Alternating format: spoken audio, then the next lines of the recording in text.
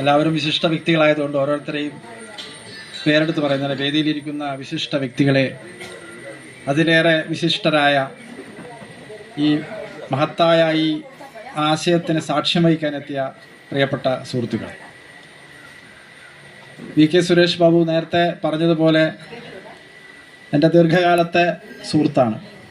അപ്പം അന്ന് ഞാൻ സുരേഷ് ബാബുവിൽ കണ്ട ഒരു സവിശേഷത, സുരേഷ് ബാബു വേറിട്ടാണ് ചിന്തിക്കുക. നമ്മൾ ചിന്തിക്കുന്ന കാര്യങ്ങളെ തന്നെ മറ്റൊരു ദൃഷ്ടികോണിലൂടെ കാണാനുള്ള ഒരു കഴിവ് അല്ലെങ്കിൽ ഒരു ഭാവനാ സമ്പന്നത അന്ന് സുരേഷ് ബാബുവിനുണ്ട്. ആ ഒരു കാരണം കൊണ്ട് തന്നെയാണ് സ്വന്തം വീട്ടിൽ ഒരു ലൈബ്രറി ഉണ്ടാക്കണമെന്നും, നമ്മളെല്ലാവരെയും വീട്ടിൽ ലൈബ്രറി ഉണ്ട്, ആ ലൈബ്രറി എല്ലാവർക്കും വേണ്ടി തുറന്നു കൊടുക്കണമെന്നും സുരേഷ് ബാബു തീരുമാനിച്ചത് ആ ഒരു വേറിട്ട കാഴ്ചപ്പാടിൻ്റെ ഭാഗമാണെന്ന് ഞാൻ കരുതുന്നു.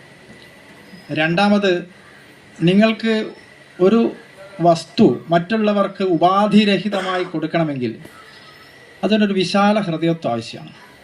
അത് പണമാകട്ടെ, അല്ലെങ്കിൽ മറ്റ് വസ്തുവകളാകട്ടെ, സൗഹൃദമാകട്ടെ, എന്തുമായിക്കോട്ടെ, നമ്മളത് ഉപാധിരഹിതമായി നമ്മളത് മറ്റൊരാൾക്ക് നൽകുന്നുവെങ്കിൽ അതിൻ്റെ അർത്ഥം ആ നൽകുന്നയാൾക്ക് ഒരു വിശാലമായ ഹൃദയമുണ്ട് എന്നുള്ളതാണ്. ഈ രണ്ട് കാര്യവും എൻ്റെ പ്രിയപ്പെട്ട സ്നേഹിതന് ഉണ്ട് എന്നറിയുന്നതിൽ എനിക്ക് വളരെ സന്തോഷമാണ്. മറ്റൊന്ന്, ഇതൊരു ലൈബ്രറിയാണ്, വായനശാലയാണ്. വായനശാലയുടെ ഒരുപാട് ഇനി വരാൻ പോവുകയാണ്. നമ്മുടെ പി എൻ പണിക്കരുടെ, പുതുവായിൽ നാരായണ പണിക്കർ എന്ന് പറയുന്ന പി എൻ പണിക്കരുടെ ജന്മദിനം വായനാ ദിനമായി ആചരിക്കാൻ പോവുകയാണ്. കേരളത്തിൽ ലൈബ്രറി കൗൺസിലിൻ്റെ കീഴിൽ തന്നെ എനിക്ക് തോന്നുന്നത്, രമേശ് ചേട്ടനൊക്കെ കൃത്യമായിട്ട് അറിയാം, 10,000-ലേറെ ലൈബ്രറികളുണ്ട്. നമ്മൾ പൊതുവെ സാധാരണഗതിയിൽ പറയുന്ന ഒരു വാചകമാണ്, പുസ്തകമില്ലാത്ത മുറി ആത്മാവില്ലാത്ത ശരീരം പോലെയാണ് എന്ന്. നമ്മൾ ആത്മാവ് എന്നതിനെ മനുഷ്യൻ്റെ ആന്തരിക സത്ത, ബുദ്ധി, അവൻ്റെ മറ്റു തരത്തിലുള്ള ചിന്താശേഷി എന്നിവയുടെ ഒരു സങ്കലനമായി മാത്രം കണ്ടാൽ മതി.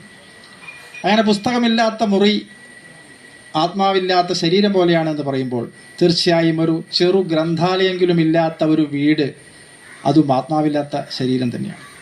ഒരുപക്ഷെ ഇവിടെ ഇരിക്കുന്ന ഭൂരിപക്ഷം പേരുടെ വീടുകളിലും ചെറു ഗ്രന്ഥാലയങ്ങൾ ഉണ്ട് എന്ന് തന്നെയാണ് ഞാൻ കരുതുന്നത്. അതിൻ്റെ കാരണം നമ്മളെല്ലാവരും വായനയെ ഇഷ്ടപ്പെടുന്നവരാണ്. കഴിഞ്ഞ ദിവസം ഒരു കണക്ക് വന്നു, ഇന്ത്യക്കാർ ശരാശരി ഒരു ദിവസം 3.5 മണിക്കൂറാണ് സമൂഹ മാധ്യമങ്ങളിൽ ചെലവഴിക്കുന്നത്. ഒരു ദിവസം 3.5 മണിക്കൂർ. 24 മണിക്കൂറിൽ ഉറങ്ങാനുള്ള 7 മണിക്കൂറും ജോലി ചെയ്യാനുള്ള 8 മണിക്കൂറും കഴിഞ്ഞ് നമുക്ക് കിട്ടുന്ന സമയത്തിലാണ് ഈ 3.5 മണിക്കൂർ.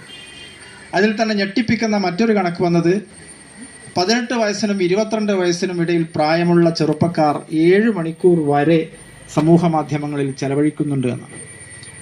അത് പൂർണ്ണമായും ഒരു നെഗറ്റീവായി ഞാൻ കാണുന്നില്ല. നേരത്തെ കുമാരൻ മാഷ് പറഞ്ഞതുപോലെ അവർ സമൂഹ മാധ്യമങ്ങളിൽ ചെലവഴിക്കുന്ന സമയത്തിലൊരു പങ്ക് വായിക്കുന്നുണ്ട് എന്ന് തന്നെയാണ് ഞാൻ കരുതുന്നത്.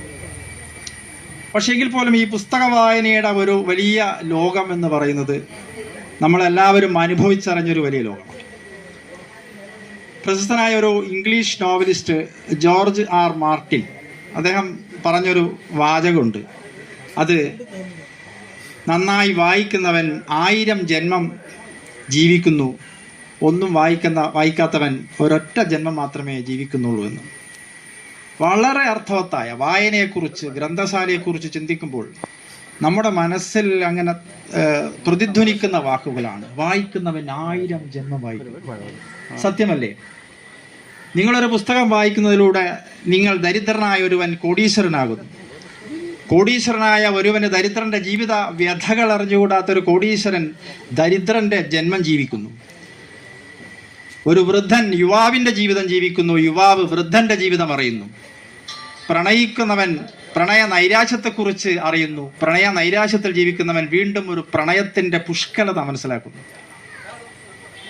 അന്റാർട്ടിക്കയിലൂടെ നമ്മൾ സഞ്ചരിക്കുന്നു, ഒരു യാത്രാവിവരണം വായിക്കുമ്പോൾ നമ്മൾ ഒരിക്കലും കാണാത്ത, നമുക്കൊരിക്കലും പോകാൻ കഴിയാത്ത അന്റാർട്ടിക്കയിലൂടെ നാം സഞ്ചരിക്കുന്നു, ചന്ദ്രനിൽ സഞ്ചരിക്കുന്നു, സഹാറ മരുഭൂമിയിൽ സഞ്ചരിക്കുന്നു. വെയിലത്തും നമ്മൾ മഴ കൊള്ളുന്നു, മഴയത്ത് നമ്മൾ വെയിലിൻ്റെ ഒരു ചൂട് ആസ്വദിക്കുന്നു. വായനയുടെ അപാരമായ ഒരു സാധ്യതയാണ് ഇത് പറയുന്നത്. സുഭാഷ് ചന്ദ്രൻ എന്ന് പറയുന്ന പ്രശസ്തനായ നോവലിസ്റ്റ് നിങ്ങൾക്ക് എല്ലാവർക്കും അറിയാം. അദ്ദേഹം തൻ്റെ ഒരു പുസ്തകത്തിൽ, സമുദ്രശില എന്ന് പറയുന്ന പുസ്തകത്തിൽ ഒരു വാചകം പറയുന്നുണ്ട്. ആ വാചകം സാഹിത്യത്തെക്കുറിച്ചാണ്. 2 ദിവസം കൊണ്ട് ചീഞ്ഞു പോകാവുന്ന ജീവിതത്തിൻ്റെ മുന്തിരിക്കനികളെ, അങ്ങനെയാണല്ലോ, മനുഷ്യൻ മരിച്ചാൽ 2 ദിവസം കൊണ്ട് ചീഞ്ഞു പോകും.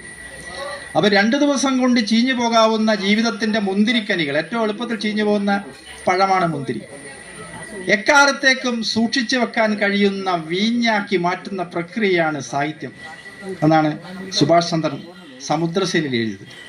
ഇങ്ങനെ ജീവിതത്തിൻ്റെ ഈ നശ്വരമായ വൈകാരിക അവസ്ഥകളെ, ബൗദ്ധികാവസ്ഥകളെ, സ്നേഹത്തിൻ്റെ അവസ്ഥകളെ ദീർഘകാലം നമുക്ക് ആസ്വദിക്കാവുന്ന വീഞ്ഞാക്കുന്ന പ്രക്രിയയാണ് സാഹിത്യം. ആ സാഹിത്യം നമുക്ക് ലഭ്യമാകുന്നത് പുസ്തകങ്ങളിലൂടെയാണ്.